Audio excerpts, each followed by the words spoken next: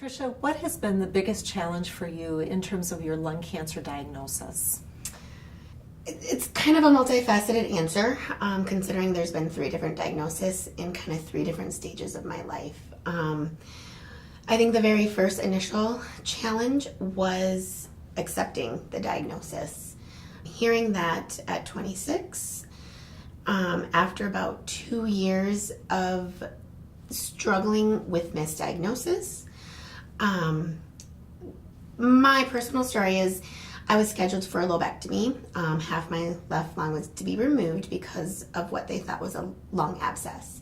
So I did not discover I had lung cancer until after they removed it.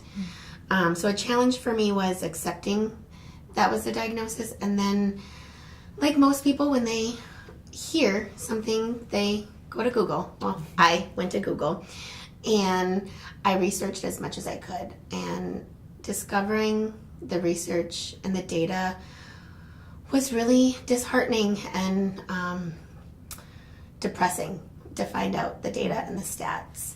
And so I think one of the most challenging parts for me was learning that, as well as balancing that with I did not fit necessarily the research and the data that had been done. So my demographic wasn't necessarily included in that. So balancing accepting that data and learning that 10% of people diagnosed after 10 years were no longer alive was really hard. So I think just accepting the data and the research, and also balancing that with an individual case, that trusting my doctors in a treatment and balancing that with what my outcome may or may not be was really challenging, is facing the uncertainty of it all.